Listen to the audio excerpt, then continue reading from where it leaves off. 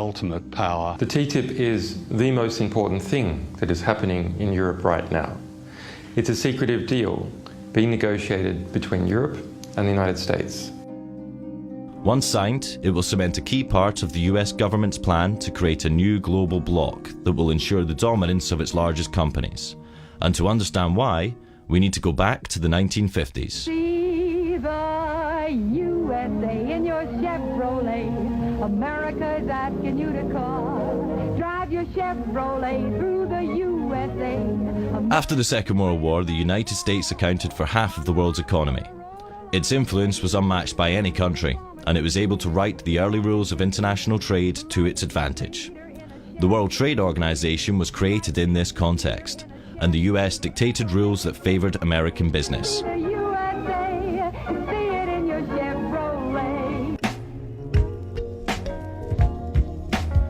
But as economies like China and India joined the WTO, it became a more democratized arena, and the US found it harder to control its decision-making. At the WTO, at its Doha rounds, India spoke up and Brazil spoke up, and the US lost control. I think it's no use beating around the bush. This meeting has collapsed. The US felt it needed a new strategy to maintain its global dominance. So in the classical American style, they went big.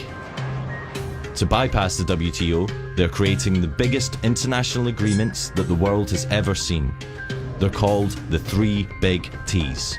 The Trans-Pacific Partnership, or TPP, the Transatlantic Trade and Investment Partnership, or TTIP, and the Trade in Services Agreement, or TISA. And they're all being negotiated in secret right now. We only found out when WikiLeaks was able to leak parts of them. And what's interesting is when you look across all of these deals, whether it be TTIP, TPP or TISA, China is excluded, but also Brazil, Russia, India, South Africa, they're all excluded because those are the emerging economies. What is not often understood is that these agreements are part of a geopolitical war. This is a new war which is taking place between the United States and China.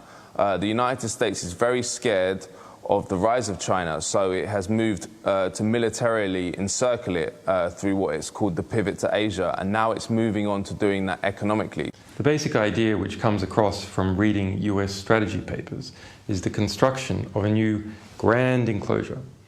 And to put inside this grand enclosure, the United States, 51 other countries, 1.6 billion people, and 2/3 of global GDP. To integrate Latin America away from Brazil and towards the United States, to integrate Southeast Asia away from China and towards the United States, and to integrate Western Europe, pulling it away from Eurasia as a whole and towards the Atlantic. Of the three big T's, WikiLeaks has revealed 4 chapters of the TPP, which affects 12 countries in the Americas and Southeast Asia. We also obtained and released the core text of TISA, which affects 52 countries, including the EU. But nearly all of TTIP is still secret. When signed, TTIP will cover half of global GDP and will affect every European member state. Yet EU parliamentarians have serious restrictions in accessing the proposed agreement. Yeah, I find it incredible as well that for something which is a trade agreement, not a matter of life and death in terms of security, where maybe you can understand some restrictions, and we don't even like those very much, but for a trade agreement, you know, that we can't actually make notes about what it is we're reading, issues that we might want to take away to look into, which actually might reassure us, you know, if we really were able to sort of take this away and look at it in depth. We don't have access to the key documents, the most important ones, because the devil is in the detail. When it comes to trade agreements, you need to know exactly what's in the text so that you can assess what the impact's going to be.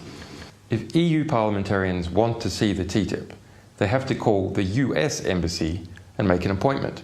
The appointments are only available 2 days a week for 2-hour time slots.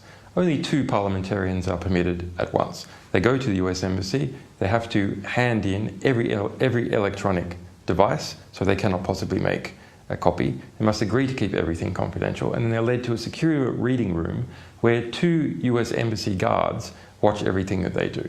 How can EU parliamentarians possibly understand what they're negotiating for Europe under these circumstances? The world's biggest corporations don't have the same problem. They have been receiving VIP access from day one and have had abundant influence in the negotiations. People, the likes of you and I, are excluded. Governments, to a great extent, are excluded. Those who are included are the multinational corporations. These agreements are basically corporate ownership agreements. The funny thing about free trade agreements, as we understand them, is they often have nothing to do with trade in the sense of the mutual lowering of tariffs. What they're about is enshrining an investor rights regime in the respective countries and ensuring that corporations can run wild in the respective economies with very, very little regulation or impingement by government or authorities. These treaties will have huge, huge implications for literally almost every critical issue that an individual citizen or community would care about: health, education, the environment, privacy, access to medicines. I mean, the list could go on. One of the most criticised aspects of TTIP is a system called the Investor State Dispute Settlement, or ISDS. It's a secretive international tribunal that allows companies to sue states over virtually anything that they can claim affects their investment. If a protest affects their profits, they can sue. If laws affect their profits, they can sue. If new regulations might impact where or what they want to do with their money, they can sue. This is a new power which will be handed over to US corporations to sue the governments of Europe in a parallel judicial system which is available to them alone. So people have no access to it, domestic firms have no access to it, governments have no access to it. It's just there for foreign investors, in this case, US corporations. Based on ISDS history, critics argue that European state sovereignty and democracy are at serious risk. Previous lawsuits include Swedish company Vattenfall suing the German state for $3.7 billion for phasing out nuclear energy. British American Tobacco sued Australia for passing a law limiting cigarette advertising. The French company Veolia sued Egypt for raising the minimum wage.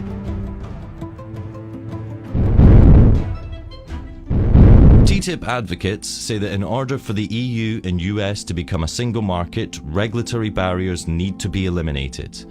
This way, for example, a US seatbelt manufacturer already selling seatbelts domestically wouldn't need to test for safety a second time, as the EU would agree to recognise the US safety standards. They argue that this would save costs, create jobs, and lower prices for consumers. But just how safe are US standards? So in the USA, 70% of all processed food sold in supermarkets contains genetically modified ingredients, whereas in the European Union, we've said quite clearly we don't want GM ingredients in our food chain. Similarly, in the US, 90% of all beef is produced using growth hormones, which have been found to be carcinogenic in humans. So they're banned in the European Union. And what the US government is saying is that under TTIP, under the free trade rules that they want to bring in, European consumers don't get the right to choose. TTIP includes all the most important public sectors in Europe, including education, water, railways, postal services, and most controversially, it also includes public health services. What is so scary about this is that corporations want to lock in their power. So they not only want increased power, but they want to make it impossible for sovereign governments to reverse the changes which are going to give them power. So, for example, with TTIP, if it passes with ISDS in it, the privatisation of the National Health Service, which is happening in the UK, can never be reversed. What is democratic about an enormous imposition of power on countries whose citizens have no way of knowing what's going on, of debating it, or influencing their government in its decision? That's anti-democratic. The history of these agreements shows that they're very difficult to change unless people can see what's in them. And that's why they're kept secret. Because when the contents are revealed,